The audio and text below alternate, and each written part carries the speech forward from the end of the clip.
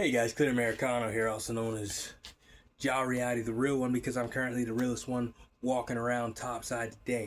I'm also known as Ja from JRSP, Johnson Reality Self Protection. I'm also the founder of the Seardo Method, simple, effective, aggressive, realistic way. I'm also a certified Medusa Edge weapon instructor. I'm also a graduate of the Cobra Self Defense System, and I'm also an avid reader of The Mall by Shock Holloway and Gavin Coleman.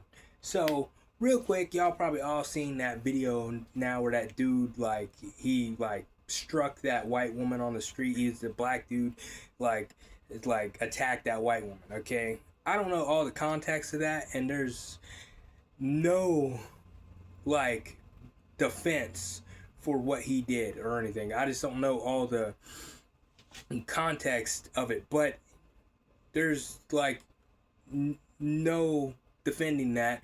He should be executed, and the person who let him walk free, because he had an extensive record of doing stuff like that. The person who let him walk free should be executed as well. They should be executed together, okay? Sat side by side and executed. Because there's no freaking, excuse for that. So, but I don't know what, went on before, what set him off. If he's just mentally,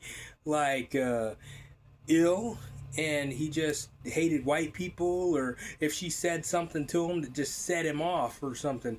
Even if she said something, it's just like I say about Chud the Builder, okay?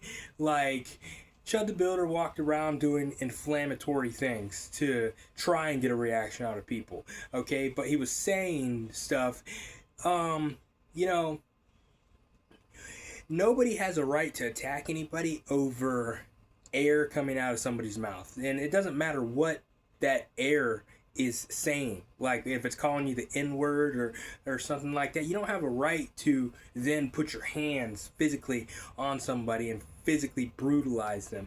You know, Chud the Builder, Chud the Builder was saying stuff.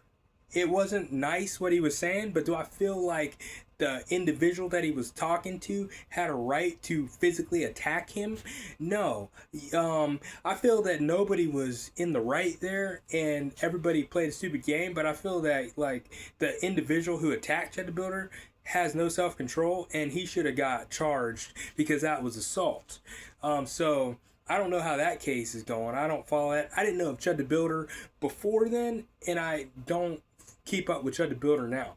But what I'm getting at is, I don't know what the woman said to set this guy off. It didn't seem like she said anything other than hello or something, or waved, from what I could see of the video. And he just set him off or something. We're at a bad point in time in this country with black versus white. Okay, and if y'all see anything about this Nolan Wells case, okay, that's gonna be the freaking tipping point. If it comes out that the white people had something to do with his death, I don't know what's gonna happen. Okay, I know that they're probably gonna burn Mississippi to the ground, for one. But I mean, and all the content creators. There's black content creators who are just so hateful, and it's like they want it. They rather than finding justice for Nolan Wells, or getting to the bottom of how he died, they want it to be his white friends. They want it to be his white friends more than they want justice for Nolan. Okay, they want it to be that white people killed that black boy, so then they have a reason to have a problem with white people. So it's extremely a scary time in this country, because, you know, I was raised by white people my whole life. I was adopted by white people at birth because my black parents gave me up for adoption. And so I've never been accepted like by black people, okay? I mean, there's been some black people who are nice and everything and stuff like that, but I've never been part of the black community, and I've never really been part of the white community. But I don't hate white people. My wife is white and my kids are half white, so it is what it is. But I can see things from both sides of the spectrum, is basically what it is. You know, so it's a scary time in the world for everybody, really. But ultimately, what I'm trying to get at, though, is that, you know, being a self protection and defense instructor, you know, and being a tool user, I'm someone who I've done 7 months of full contact sand to kickboxing, where I was in there with the gloves and the headgear and stuff like that, getting hit hard. I've done 5 months of full contact judo, okay? Then I did a little bit of jiu-jitsu. I've done a little bit of Krav Maga. I've done a little bit of karate. These are all things that I actually paid money to go and do, okay, to take part in, okay, before I like realized, man, like when I did kickboxing, I realized, dude, I don't want to fight anybody. I don't want to be in a physical fight like this out in the real world fighting for my life, okay? And that's when I realized, you know, hey, tools are the way to go, okay? Because you could have something like this and be not a fighter, okay? I trained to fight, but I realized, you know, I don't want this to be my career or my occupation, okay? Because I'm a peaceful guy. It's like, and that's why I'm a neutralizer. And that's why I teach people to be neutralized rather than fighters. You could have something like this. You could have, this is our own JRSP handler, by the way. We came up with this and we sell these. This was designed after a handle that I came across, and I realized this is the best palm stick design, because at the time, like, I was just starting to have HAVS, hand-arm vibration syndrome, and it was hard for me to hold on to some things, so I needed something that had an ergonomic grip. A lot of these palm sticks that you see out on the market today, they're just round and like cylindrical, can't even say that word, but they're just round, cylinder, I don't know, sometimes I get freaking tongue-tied on things. They're shaped like a cylinder, basically. Okay, they're just round, and so they're hard to hold on to. I needed something that had ergonomic grooves that I could hold on to, and I found a handle that, you know, was the best thing that I could ever freaking imagine it to be, and it represented everything that I represent and stand for in self-protection and self-defense, because I'm really big on the law, guys. And so our device, it has no points. It doesn't look threatening. What do police say when they arrest somebody? I've never been arrested by police, but I've watched plenty of police shows and stuff, and they say, you don't have anything on you that can poke, stick, or prick me, right? This represents like something that isn't meant to look like something that can poke, prick, or stick, but it still has a lot of impact, and it can still enhance the force that you're already generating or able to generate, okay? You may only be able to generate a certain amount of force, but when you have something like this and now all that force is focused on that hammer end right there in a hammer fist, like, and this right here feels pain, but this right here feels no pain, and it's just a solid object, okay? And you hit somebody in their jaw, that jaw's gonna break. You hit somebody in their ear, it's gonna freaking mess up that ear, give that person cauliflower ear. You hit somebody in the nose, like, it's going to break the nose, okay? You hit somebody in the teeth are coming out. You hit somebody in the collarbone is going to break, okay? You hit somebody in the throat, that may freaking be a kill shot. It's like, you hit somebody in the side of the neck right here, that may be a knockout, like, and it's going to be bad, okay? You hit somebody in the floating ribs, the ribs are going to break, okay? You hit somebody in the solar plexus, it's going to shut them down. So, I mean, some people try and say that, like, palm sticks are bullshit, but just common sense overrides that. So if you have something like this, you're carrying something, um,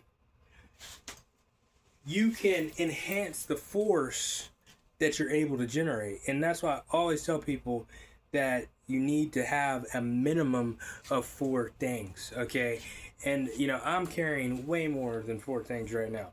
But if you don't have a minimum of 4 things, then and you go out into the world, you walk out your door into the world, and you just walked out and you didn't have anything to defend yourself with, and then you get attacked.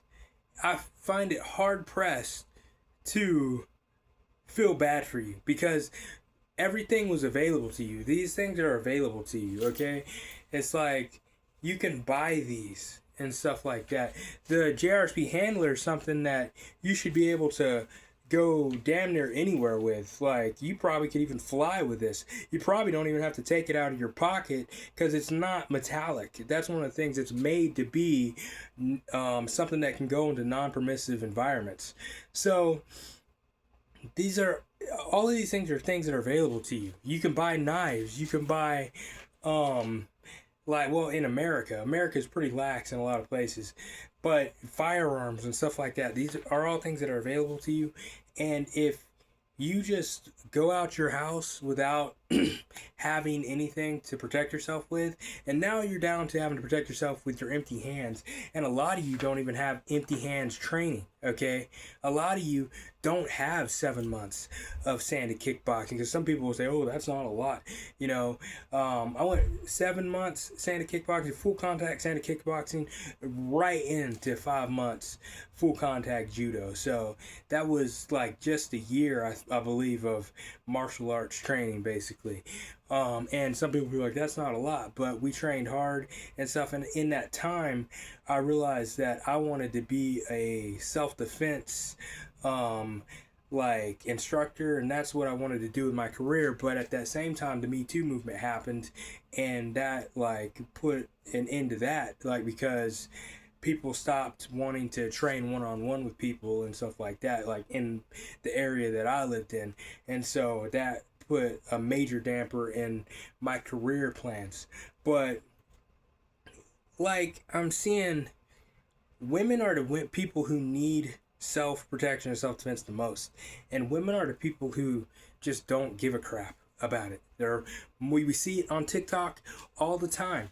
They're more focused on, oh, get ready with me. This is my makeup. This is my, the foundation that I'm using and stuff like that. And this is the outfit that I'm going to wear and the shoes I'm going to wear. And they don't even invest a dime into their personal protection.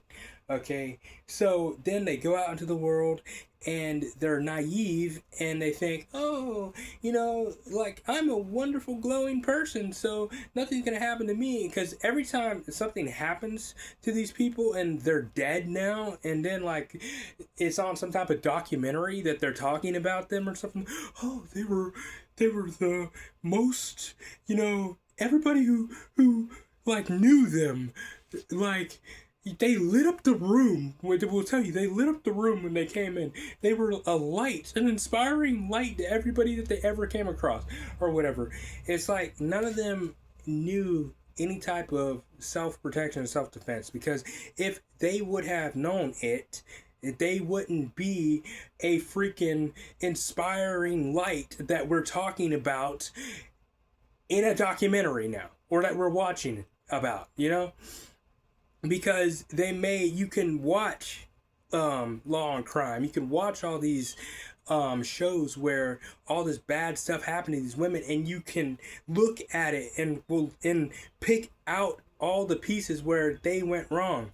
It's like they snuck out of the house, they went in to meet this person or whatever, or they went alone to a club, or they left the club alone and were walking and stuff like that, made horrible, bad decisions all the time that if they were a self-protection and defense practitioner, they would have never made, and they would still be here with us today. So they were wearing some type of skimpy outfit that you cannot conceal a gun. You cannot carry a knife.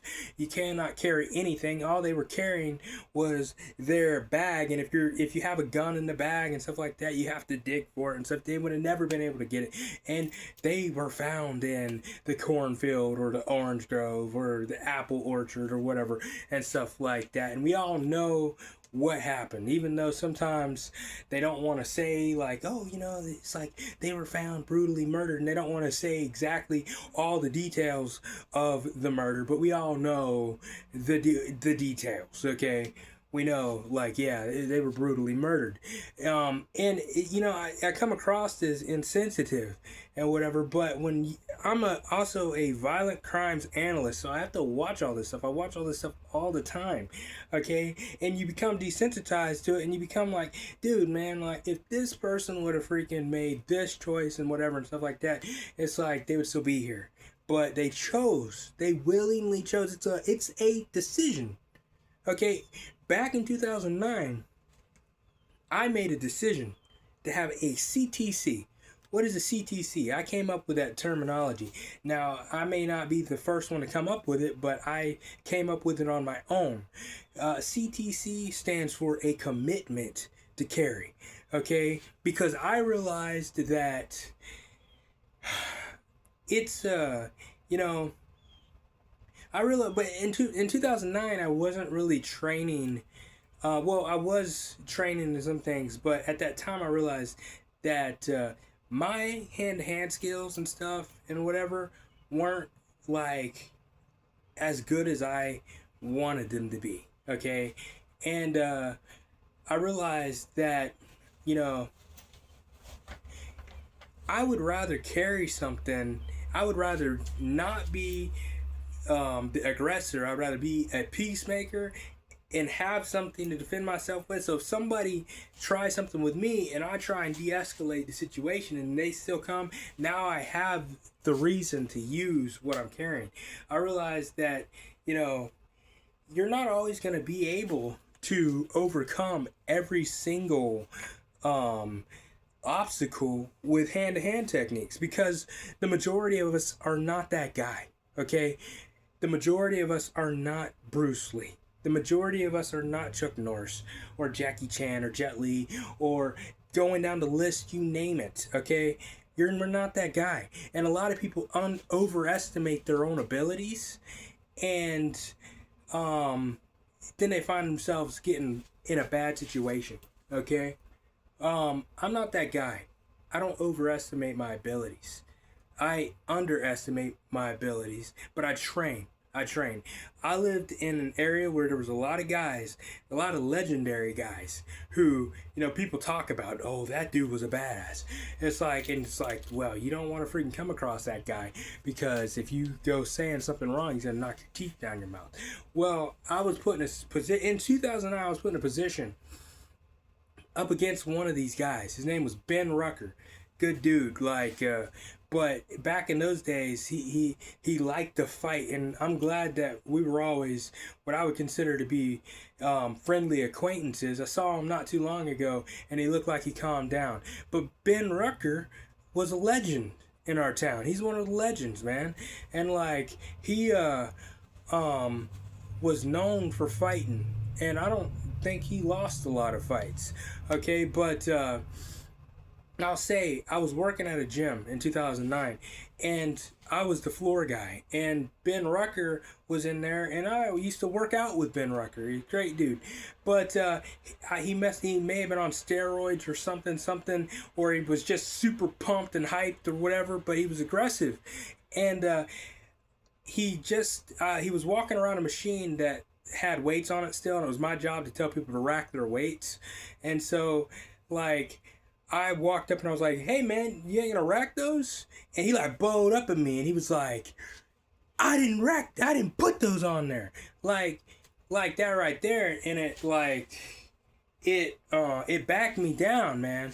And I will never forget that feeling, because you never forget the feeling when you backed down like a bitch, okay? You were made to feel like a bitch, okay? My cousin Chad, that's one of the worst ones, okay?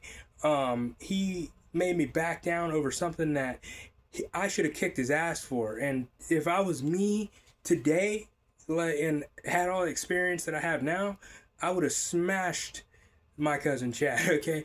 Because he was in the wrong and I was in the right.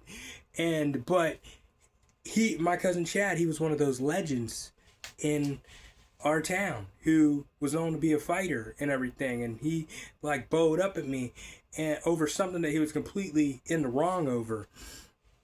And you never forget those moments where somebody made you feel like a bitch and you back down.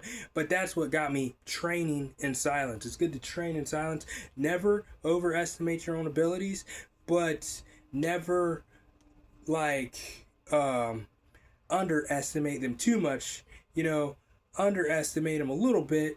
But there's a saying too, like I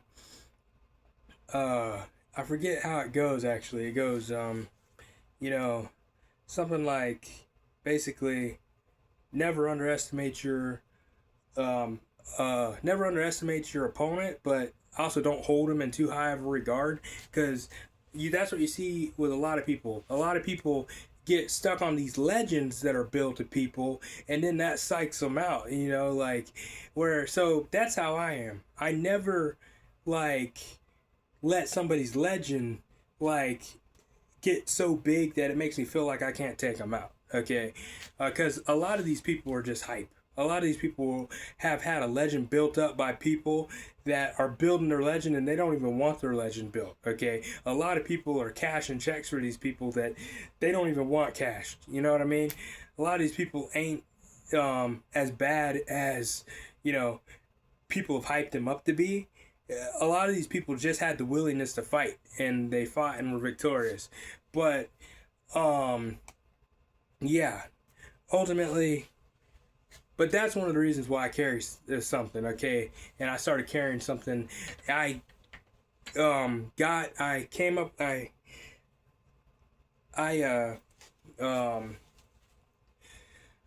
What's the word I'm looking for? I decided to have a commitment to carry that day when Ben Rucker bowed up at me, okay?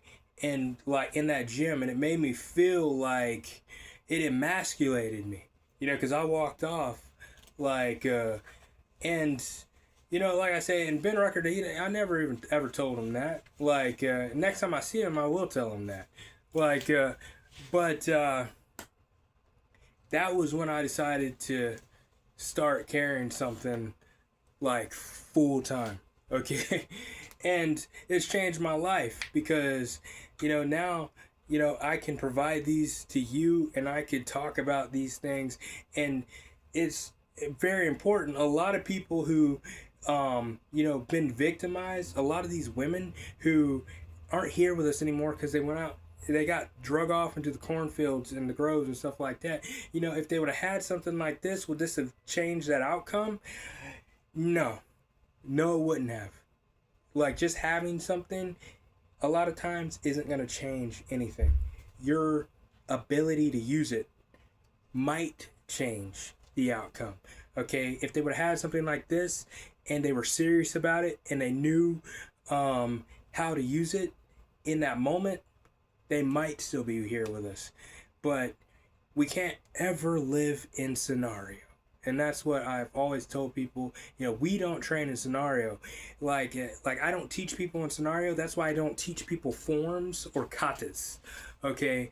It's like if you're training with me, you're training in just sheer repetition. Okay? So that the movement becomes first nature rather than second nature, and they're simple movements. We don't train in these, karate katas and kung fu forms and stuff like that. I personally feel that's useless. We don't train in flow drills like when I'm teaching Medusa, okay? Because it's useless. It's not. I shouldn't say it's useless, because I'm not trying to offend some people who train that way, but to me, it's useless, and so I don't train that way. But ultimately, this video's gone on way too long, but hey, you guys, you know the drill, but you guys take it easy.